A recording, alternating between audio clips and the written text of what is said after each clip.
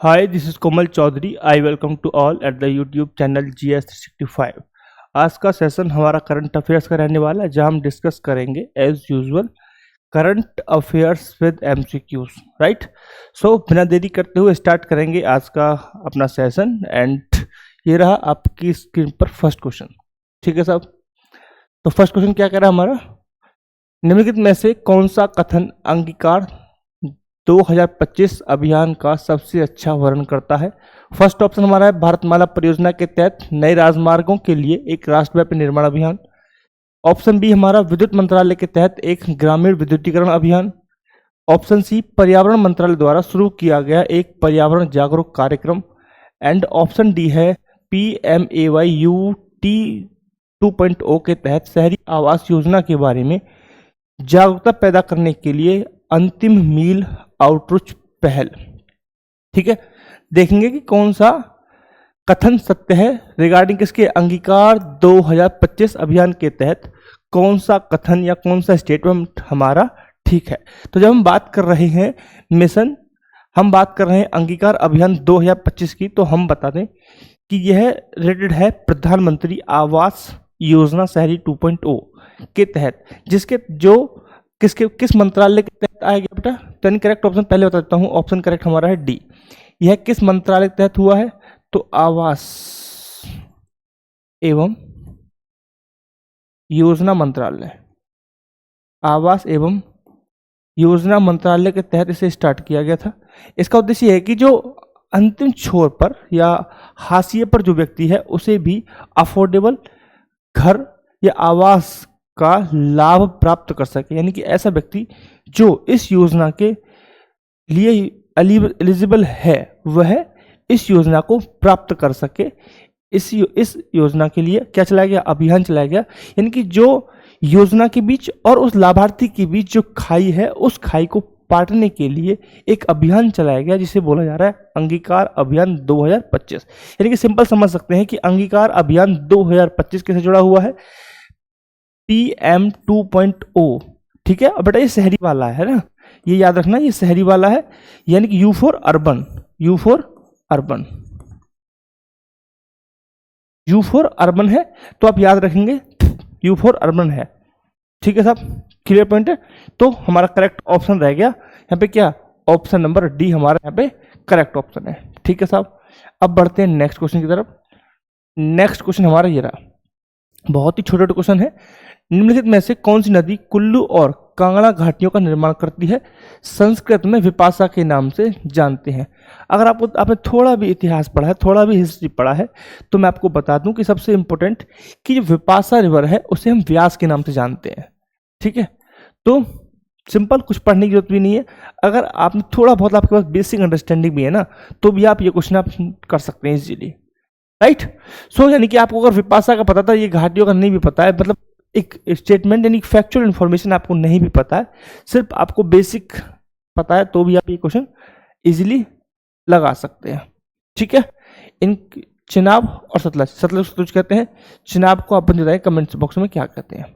और ये रावी नहीं है, ये रवि नहीं, रावी है, इसको परूषणी बोलते थे, लेकिन चिनाब का मैं आपसे पूछूंगा। ठीक है, तो कमेंट्स बॉक्स में आप बताइए चिनाब का संस्कृत नेम क्या है, संस्कृत नेम क्या है। ठीक है साहब, अब बढ़ेंगे नेक्स्ट क्वेश्चन की तरफ, यानी कि नेक्स्ट क्वेश्चन हमारा है कि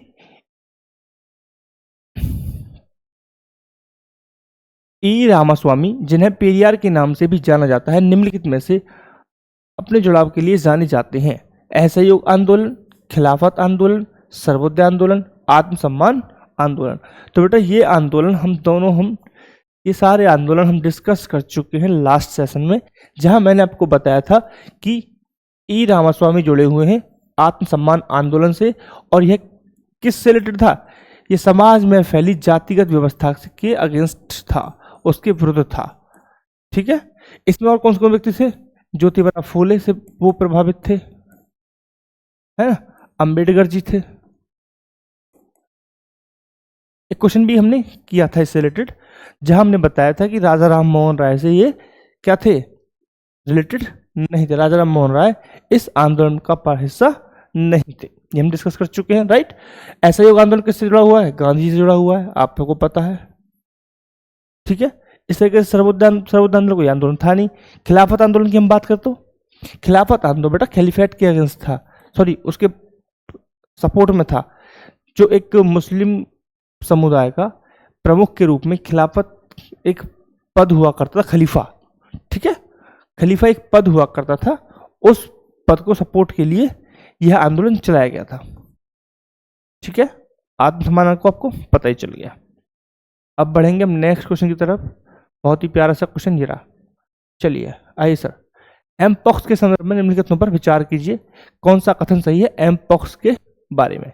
एम पॉक्स यानी कि मंकी पॉक्स, ठीक है। मंकी पॉक्स क्या है? तो पहले तो ये आप जान लीजिए ऑप्शन क्या क्या है। यह केवल दूषित खाद्य जल से फैलता है। मंकी पॉक्स वायरस के कारण होने वाला एक वायरल जेनेटिक रोग है जो 2022 में WHO द्वारा इसे अंतर्राष्ट्रीय चिंता का सार्वजनिक स्वास्थ्य आपातकाल घोषित किया गया है। यह एक जीवाणु संक्रमण है जिसका एंटीबायोटिक उपचार सिद्ध है। यह उष्ण अवधि 2-3 दिनों की होती है और यह ज्यादातर दक्षिण अमेरिका तक ही सीमित है। थोड़ा करेक्ट ऑप्शन हमारा है बी, ठीक है, क्योंकि यह एक जूनेटिक रोग है, जूनेटिक रोग है। 2022 में इसे WHO द्वारा एक अंतर्राष्ट्रीय चिंता का विषय घोषित कर चुका है, आपातकाल इसके लिए घोषित किया गया है WHO के द्वारा 2022 में, ठीक है। और दूसरा यह जानवरों से मनुष्य में होता है और मनुष्य से मनुष्य में हो सकता है, ठीक है। यह संपर्क में है, अगर कोई दूषित व्यक्ति संपर्क में आ रहा है तो यह उससे हो सकता है, यानी कि दूषित व्यक्ति है कोई, अगर वह एक जो दूषित व्यक्ति नहीं है उसके संपर्क में आता है तो उस व्यक्ति को यह हार्म पहुंचा सकता है, यानी कि उस व्यक्ति को भी दूषित कर सकता है, ठीक है। यह एक वायरल रोग है, तो भाई ये संक्रमण तो है नहीं, है ना, जीवाणु वाला नहीं है, एक वायरल रोग है, ठीक है बेटा। कैसा है यह एक वायरल रोग है, यानी कि ये एक वायरल है, सिंपल सी बात है, ठीक है। क्लियर पॉइंट है, समझ में आ गया। तो बेटा करेक्ट ऑप्शन कौन सा हो गया अपना? करेक्ट ऑप्शन हो गया अपना बी, ठीक है। अब बढ़ेंगे नेक्स्ट क्वेश्चन की तरफ। ये आपका नेक्स्ट क्वेश्चन, हिमालय क्षेत्र वर्तमान में अपनी उपलब्ध जल विद्युत क्षमता के आधे से अधिक का उपयोग कर रहा है। अधिकांश ऊर्जा सीमा पार नदियों से उत्पन्न होती है। हिमनद झील के टूटने के उत्पन्न बाढ़ जैसे जलवाष्प जोखिम क्षेत्र में मौजूदा और नियोजित जल विद्युत परियोजनाओं के लाभांश 2/3 के लिए खतरा है, ठीक है। हमारा ऑप्शन कौन सा है भाई? ऑप्शन बताइए। ऑप्शन 1 और 2 दोनों सही है और कथन 2 और 3 एक की व्याख्या करता है। कथन 1 और 2 दोनों सही है लेकिन कथन 2 की व्याख्या नहीं करता है। कथन 1 सही है लेकिन कथन 2 गलत है। कथन 1 गलत है लेकिन कथन 2 सही है, ठीक है। तो कथन हमारा करेक्ट ऑप्शन यहाँ पे है डी, ठीक है बेटा। करेक्ट ऑप्शन यहाँ पे डी है, यानी कि फर्स्ट स्टेटमेंट गलत है, सेकंड स्टेटमेंट यहाँ पे ठीक है। क्यों? क्योंकि वह अभी बहुत अपने से बहुत कम क्षमता का प्रयोग कर रहा है, बहुत कम क्षमता का प्रयोग वहां पे अभी हम कर पा रहे हैं, इसलिए स्टेटमेंट गलत है, ठीक है। अपनी क्षमता का यह आधे से अधिक नहीं, आधे से कम का, आधे से कम, ठीक है। तो यह अपनी क्षमता का आधे से कम का प्रयोग कर पा रहे हैं हम अभी, इसलिए ये स्टेटमेंट हो गया गलत, ठीक है। दूसरा स्टेटमेंट ठीक है, तो इसलिए हमारा ऑप्शन डी यहाँ पे करेक्ट जाता हुआ रहेगा, ठीक है साहब। चलिए अब बढ़ते हैं नेक्स्ट क्वेश्चन की तरफ। ये रहा आपकी स्क्रीन पर नेक्स्ट क्वेश्चन। चलिए फर्स्ट देखते हैं, WHO की आवश्यक दवाओं की मॉडल सूची को आवश्यक दवाओं के चयन और उपयोग पर विशेषज्ञ समिति द्वारा हर साल 2 साल में अध्ययन किया जाता है। अध्ययन में यानी कि अपडेट किया जाता है, ठीक है। तो आप नाम से कंफ्यूज नहीं होंगे, अपडेट, क्योंकि हिंदी बहुत ही टफ हो जाता है, कभी पता चलने चलेगा, ठीक है। इस सूची का उद्देश्य सभी लोगों के लिए उच्च प्राथमिकता वाली दवाओं की उपलब्धता सुनिश्चित करना है और चिकित्सकों को प्रमाणिक दवा लिखने के लिए मार्गदर्शन करना है। फर्स्ट ऑप्शन है कथन 1 और 2 दोनों सही है। कथन 2 एक की व्याख्या करता है। 1 और 2 दोनों सही है लेकिन व्याख्या नहीं करता है। एक सही है, दूसरा गलत है और फर्स्ट गलत है, सेकंड सही है, ठीक है साहब। क्लियर पॉइंट है। तो जब हम बात कर रहे हैं सूची को लेकर, तो सिंपल से सिंपल समझ लिया आप कि जो दवा मॉडल सूची है वो हर 2 साल में अपडेट की जाती है। ये स्टेटमेंट यहाँ पे ठीक है, ठीक है। हर 2 साल में अपडेट की जाती है WHO की सूची, और इसका उद्देश्य ये होता है कि जो दवाओं तक पहुंच सुनिश्चित की जा सके इजीली, है ना, इसलिए इसे अपडेट किया जाता है। और ऐसी सूची पहली बार 1927 में लाई गई थी। पहली बार ये सूची 1927 में लाई गई थी। सिंपल सी बात है, आप ये याद रखेंगे, फैक्चुअल इन्फॉर्मेशन रहेगी। ठीक है, तो करेक्ट ऑप्शन बेटा हमारा रहेगा option number A. Option A हमारे यहाँ पे करेक्ट ऑप्शन रहेगा। कथन 1 और 2 दोनों सही है। कथन 2 1 की व्याख्या करता है, राइट, क्योंकि हमारा उद्देश्य क्या है, उद्देश्य क्या था, उच्च प्राथमिकता दवाओं की उपलब्धता सुनिश्चित की जा सके, उपलब्धता सुनिश्चित करना उद्देश्य है। ठीक है, और हर 2 साल में अपडेट किया जाता है। तो की वर्ड क्या है, फर्स्ट में कीवर्ड है अपडेट, अपग्रेड, यानी कि जो सूची है उसे अपडेट करना। और सेकंड में क्या है बेटा, सेकंड में उपलब्धता सुनिश्चित करना कि जो मेडिसिन है उसकी उपलब्धता बनी रहे। सिंपल सी बात है। चलिए आगे आते हैं, ये रहा हमारा question number 7।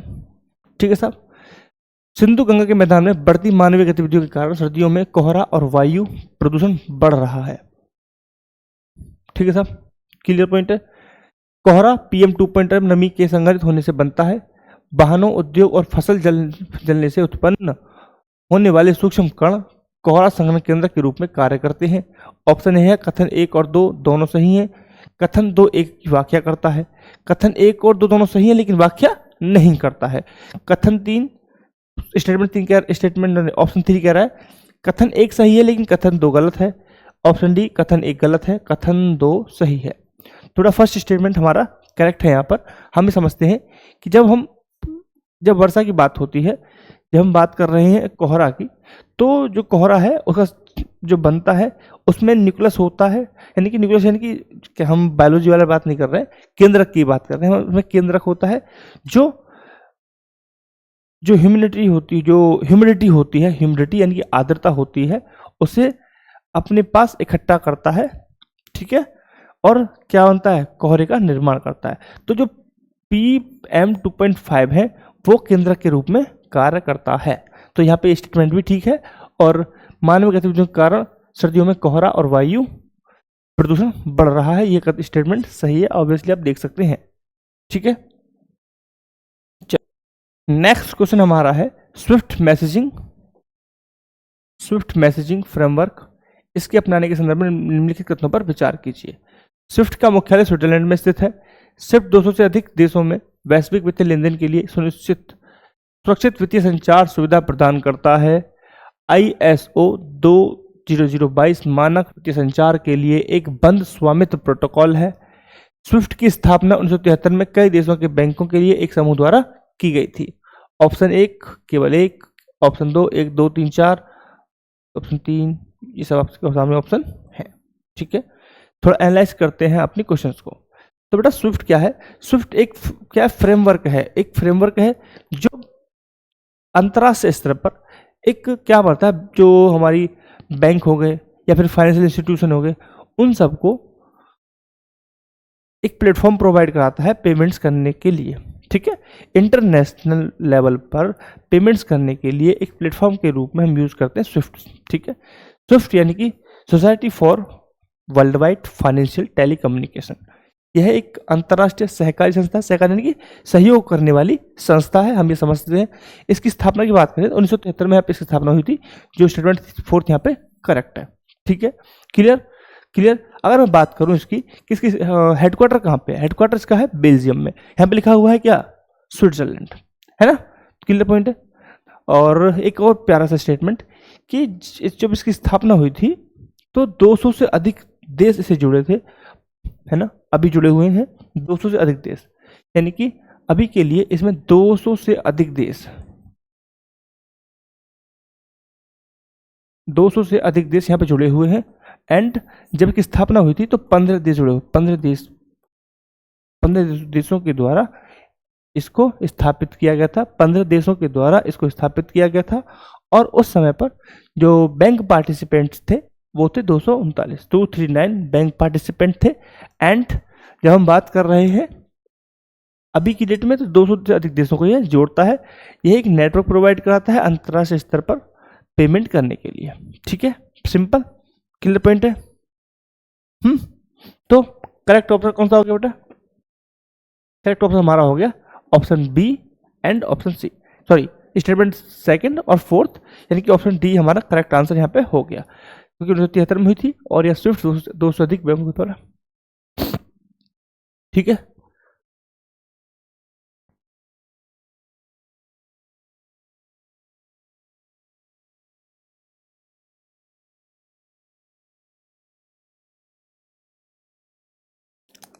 Okay. So statement second है, 200 देशों के द्वारा वैश्विक लेन देन के लिए सुरक्षित वित्तीय संचार सुविधा प्रदान की गई थी एंड इसकी स्थापना 1973 में। तो हमारा स्टेटमेंट यहाँ पे ये गलत है। इसके लिए क्या आना चाहिए बेटा? इसके लिए हम देखते हैं, इसके लिए बेल्जियम, बेल्जियम आएगा यहाँ पे, एंड बंद नहीं, ओपन, ओपन। ठीक है, तो इन स्टेटमेंट, ये स्टेटमेंट गलत क्यों है वो मैंने आपको बता दिया, राइट। अब चलेंगे नेक्स्ट क्वेश्चन की तरफ, और नेक्स्ट क्वेश्चन हमारा ये रहा हमारी स्क्रीन पर। क्या है नेक्स्ट क्वेश्चन बेटा? क्या है next question? Single click two factor authentication, ठीक है, प्रणाली की एक विशेषता है। यूपीआई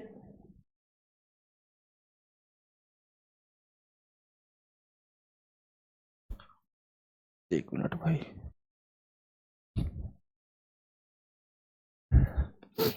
यूपीआई एनपीसीआई द्वारा विकसित एक त्वरित भुगतान प्रोटोकॉल है जो केवल कार्य दिवसों में बैंकिंग कार्य समय के दौरान ही संचालित होता है। 24 आवर्स में सभी प्रकार के यूपीआई आधारित लेन देन की कुल संचय सीमा 10 लाख रुपए है। ठीक है, तो यहाँ पे पूरा ओवरऑल जो क्वेश्चन है उसका ओरिएंटेशन है बेटा यूपीआई को लेकर। ठीक है, तो आप समझ सकते हैं कि एनपीसीआई जो है उसके द्वारा बिना रोक टोक के, बिना किसी बाधा के रियल टाइम पर आप लेन देन कर सकते हैं। यूपीआई को लॉन्च कब किया गया था? सिंपल क्वेश्चन है मेरा, यूपीआई को लॉन्च कब किया गया था? अगर हम बात करें यूपीआई को लॉन्च को, तो यूपीआई लॉन्च हुआ था 2016 में। कब हुआ था बेटा? 2016 में यूपीआई लॉन्च हुआ था, सिंपल। ठीक है, आप याद रखेंगे कि यूपीआई 2016 में लॉन्च हुआ था और 24/7 ये काम करता है। ऐसा नहीं है कि यह जो बैंकिंग समय है 10 to 6 है, 10 to 4 है, क्या है वो, उस समय पे काम करेगा, सैटरडे संडे छुट्टी रहेगी, वैसा कुछ नहीं है। 24/7 आप यूज कर सकते हैं। जैसे कि अभी हम रिकॉर्ड कर रहे हैं क्लास, तो हम पेमेंट कर सकते हैं, रात को 12 बजे भी हम पेमेंट कर सकते हैं, दिन में भी कर सकते हैं। यानी कि 24/7 कोई छुट्टी नहीं, कोई कुछ नहीं, कोई सरकारी छुट्टी नहीं, कोई हॉलीडे नहीं, आप कभी भी इसका यूज कर सकते हैं। ठीक है, सिंगल क्लिक फैक्टर ऑथेंटिकेशन से क्या है, सुरक्षा को बढ़ावा मिला है ना, पेमेंट में तेजी आई है, राइट। 24 घंटे में 10 लाख रुपए की सीमा है, तो ये स्टेटमेंट ठीक है। तो हम बेटा हम जब बात करें तो ये स्टेटमेंट हमारा ठीक है, ये गलत है, और यहाँ पे ये ठीक है। तो करेक्ट ऑप्शन हमारा कौन सा हो गया? करेक्ट ऑप्शन हमारा कौन सा हो गया? 1 और 3 ऑप्शन। जब क्वेश्चन आपकी स्क्रीन पर आता है तो आप पहले वो क्वेश्चन पढ़िए, ठीक है, आप खुद से अटेम्प्ट भी कीजिए। अगर लगता है कि मैं जल्दी जल्दी थोड़ा करा रहा हूँ तो आप वीडियो पॉज कीजिए। भाई क्वेश्चन की क्वालिटी कंटेंट में लग रहा है कि दम है, तो आप उसे अटेम्प्ट कीजिए, टाइम दीजिए थोड़ा सा, है ना, तब तो पता चलेगा आप क्या तैयारी कर रहे हैं, किस दिशा में तैयारी कर रहे हैं, क्या डायरेक्शन है वो ठीक है या नहीं है, या फिर कुछ चेंज करने की जरूरत है ना। भाई गलती करोगे तब तो सीखोगे, लेकिन जब आपको लग रहा है मैं गलती ही नहीं कर रहा हूँ, सब कुछ परफेक्ट चल रहा है, तो कैसे बात बनेगी? नहीं बनेगी ना। तो इसलिए परफेक्शन में नहीं रहना है, गलती करते रहो। जब गलती करेंगे तभी आप सीखेंगे, क्योंकि आज यहाँ गलती कर देंगे प्रैक्टिस सेट के दौरान तो कोई दिक्कत नहीं है, बट अगर ये गलती आप एग्जाम सेंटर में करेंगे तो आप 1,00,000 2 लाख बच्चों से पीछे हो जाएंगे, सिंपल सी बात है ना। सो मैं आपसे फिर से कह रहा हूँ, जब हम प्रैक्टिस कर रहे हैं तो खूब जम के गलती कीजिए, ऑप्शन लीजिए, अटेम्प्ट लीजिए, क्वेश्चन अटेम्प्ट कीजिए, अटेम्प्ट करिए, गलत हो रहा है गलत सही कीजिए, फिर बाद में देखिए हमने क्या गलती की है। ठीक है, क्लियर पॉइंट है ना। तो हमारा फर्स्ट क्वेश्चन, नेक्स्ट क्वेश्चन हमारा आया कि भारत में पर्यावरण लेखा परीक्षकों के एक नए वर्ग का गठन मुख्य उद्देश्य क्या है? राज्य प्रदूषण नियंत्रण बोर्डों का स्थान लेना, परियोजना डेवलपर्स के बीच स्वयं अनुपालन और जवाबदेही को बढ़ावा देना, विशेष रूप से जलवायु कार्रवाई और ESG रेटिंग पर ध्यान केंद्रित करना, सभी पर्यावरण निगरानी एजेंसियों का राष्ट्रीयकरण करना। बताइए सर, करेक्ट ऑप्शन क्या है? सिंपल सी बात है, औद्योगिक और जो बुनियादी ढांचे हैं उन परियोजनाओं को दोबारा से अनुपालन और जवाबदेही बढ़ाने के लिए इसका गठन किया गया है। तो करेक्ट ऑप्शन हमारा है option number D is the right answer. Option number D, sorry B, option number B is the right answer. आप लगाएंगे ऑप्शन नंबर बी जब ये क्वेश्चन आपके एग्जाम में दिखेगा। ठीक है, मैं फिर से कह रहा हूँ, बहुत सारे क्वेश्चन ऐसे होंगे जो डायरेक्ट आपको दिख जाएंगे बिना बदले, है ना। टॉपिक तो मैच करेंगे वो तो मैं डैम श्योर हूँ कि टॉपिक जो पढ़ा रहा हूँ, जो मैं न्यूज़ में कवर कर रहा हूँ, वो तो 101% मैच करेगा ही करेगा, लेकिन संभावना बहुत ज़्यादा है कि same to same question match करें। ठीक है, चलिए नेक्स्ट हमारा है क्वेश्चन लिपुलेख दर्रे से संबंधित। यह भारत, नेपाल और भूटान के बीच एक त्रिसंधि बिंदु है। यह कैलाश मानसरोवर यात्रा के लिए प्रवेश द्वार के रूप में कार्य करता है। यह भारत और चीन के बीच खोला गया पहला सीमा व्यापार केंद्र था। स्टेटमेंट आपके ऑप्शन आपके सामने ये रहे, तो बताइए सर। भारत, नेपाल और चीन त्रिसंधि के पास है, बिल्कुल सही पॉइंट है। भारत नेपाल सीमा का विवाद का भी यह एक पॉइंट है, आप यहाँ पे ये मत भूलिएगा। लिपुलेख दर्रा नेपाल और भारत डिस्प्यूटेड, हमने कवर भी किया है एनसीईआरटी वाले पार्ट में, ठीक है, हमने वहां भी ये कवर किया है, राइट। तो ये पॉइंट ठीक हो गया नहीं हो गया ठीक, बताइए। कैलाश मानसरोवर यात्रा के लिए प्रवेश द्वार के रूप में कार्य करता है। भारत और चीन के बीच खोला गया पहला सीमा व्यापार केंद्र था, ये ठीक है, बीच वाला गलत है, ठीक है। इसके क्योंकि पहली बार ये खोला गया था चीन से व्यापार करने के लिए, दूसरी बार में फिर खोला गया सिपकिला बल्टा 1994 में, एंड 2006 में, 2006 में नाथुला पास खोला गया था, ठीक है। 1992 में खोला गया था ये वाला लिपुलेख दर्रा, उसके बाद 1994 में खोला गया सिपकिला पास, एंड 2006 में जोड़ा गया है नाथुला पास, उनको ओपन किया गया है ना। तो हमारे भाई दो स्टेटमेंट यहाँ पे ठीक है। करेक्ट ऑप्शन हमारा कौन सा है, क्या है, option B. Option B is the right answer for this, ठीक है साहब, क्लियर पॉइंट है। चलिए नेक्स्ट क्वेश्चन, ये आपकी समझ में आए तो बहुत ही थोड़ा टेक्निकल, कुछ क्वेश्चन ऐसे हैं आज की डेट में। आज की सीरीज में कुछ क्वेश्चंस ऐसे हैं जो आपको लग सकता है कि थोड़ा बाउंसर है, क्योंकि ऐसा होता है साइंस एंड टेक के क्वेश्चंस थोड़े डिफिकल्ट लेवल के हो जाते हैं। उन डिफिकल्ट क्वेश्चन नहीं होते हैं, वो क्वेश्चंस सबसे ज़्यादा इजी साइंस और टेक के होते हैं, बट उसमें टर्म होते हैं ना, भारी भारी शब्द होते हैं, है ना, उन भारी भारी शब्दों का मीनिंग नहीं पता होता है, इसलिए क्वेश्चन क्या लगता है, टफ लगता है, बट वो बहुत ही इजी होते हैं, है ना। चलिए सर, तो देखते हैं क्या है द्विआयामी पदार्थ। देखो ये क्या है, द्विआयामी, अरे भाई सिंपल 2D है, ये क्या है, 2D है, 2D लिखते हैं सिंपल। 2D पदार्थों की ऊर्जा गुणों को समायोजित किया जा सकता है। ग्राफीन की खोज के लिए भौतिकी में नोबेल पुरस्कार दिया गया था। ग्राफीन जैसे द्विआयामी पदार्थ स्टील से कमजोर होते हैं, तो गलत है, स्टील से हार्ड होते हैं भाई, जो पहले गलत है, ठीक है। तो करेक्ट ऑप्शन हमारा ए है, 1 और 2 दोनों, यानी कि ये तो हमारा गलत हो गया था पहले, मतलब ये तो गलत है, हार्ड होता है भाई, ग्राफीन बहुत हार्ड मेटल है, ग्राफीन बहुत हार्ड होता है ना। अरे यार हट जा,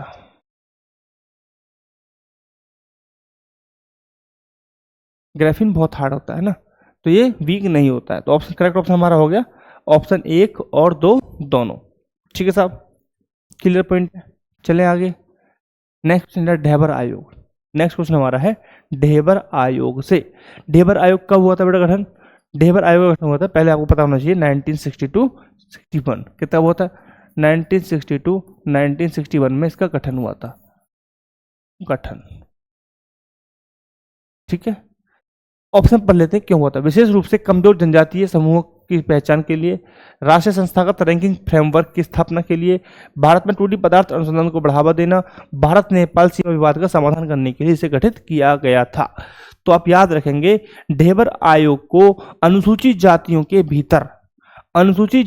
भीतर यानी कि क्लासिफिकेशन के अंदर सब क्लासिफिकेशन करने की कॉन्सेप्ट के लिए इसे क्या किया गया था, एस्टेब्लिश किया गया था, किसे, ढेबर आयोग को, ठीक है। यानी कि हम बात कर रहे हैं क्लासिफिकेशंस की, SC अनुसूचित जातियों के लिए, ठीक है साहब, क्लियर पॉइंट है, समझ में आ गया, राइट।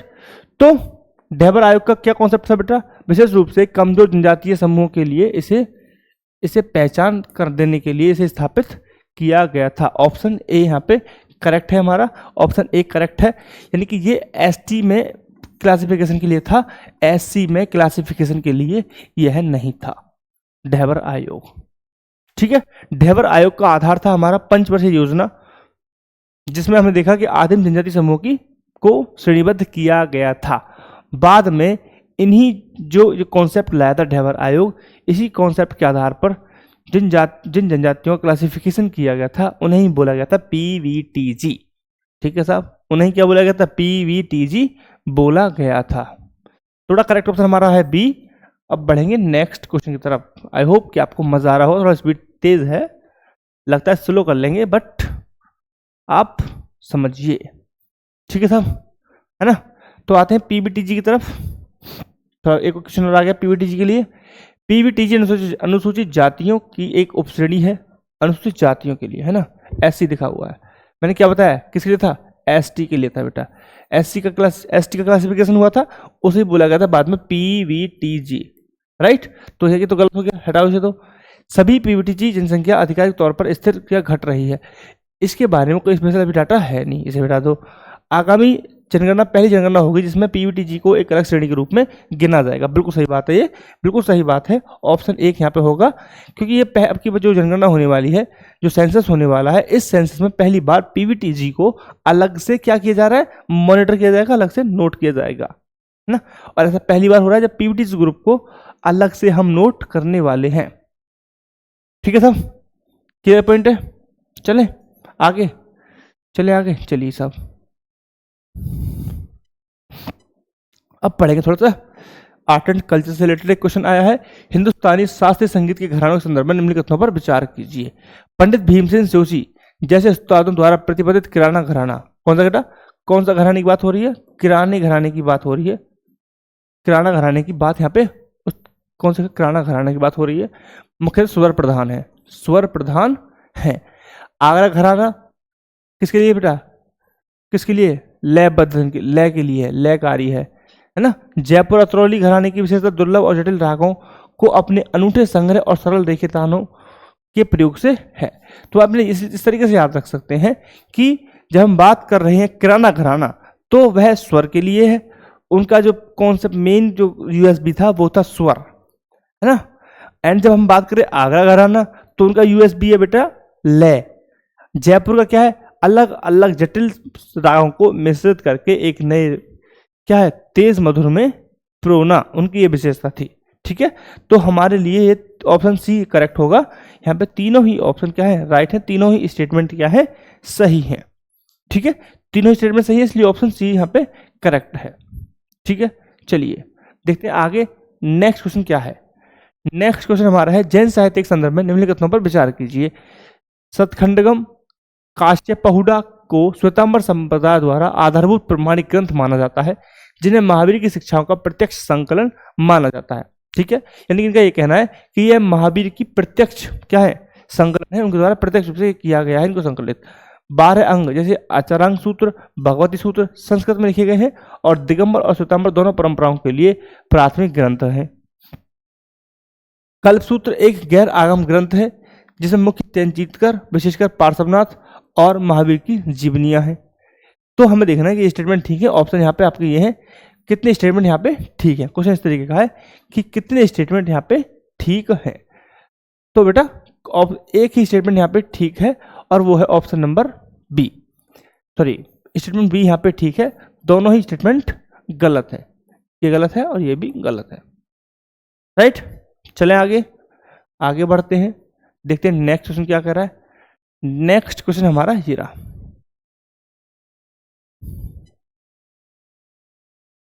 ठीक है, दक्षिण भारत में उत्पादित प्राचीन भारतीय वुडज स्टील कठोर और लचील तलवार बनाने में अपनी क्षमता के कारण विश्व स्तर पर अत्यधिक मूल्यवान था।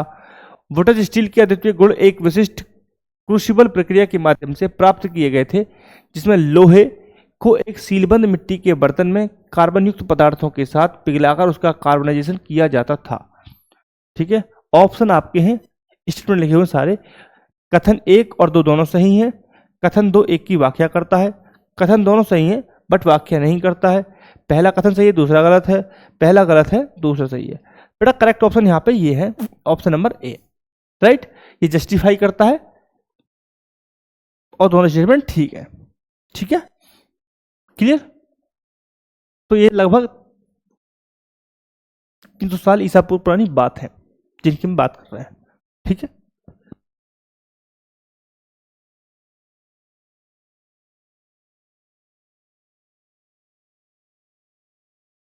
क्लियर पॉइंट है? चलें आगे, चलिए। चलो नेक्स्ट क्वेश्चन हमारा है अशोक की धम्म की नीति। आज तो मुझे लग रहा है कि पता नहीं क्या हो रहा है, हम नेशनल एजुकेशन पॉलिसी की तरफ जाते जा रहे हैं, है ना? राइट ना? जा रहे हैं नेशनल एजुकेशन पॉलिसी की तरफ। हेलो,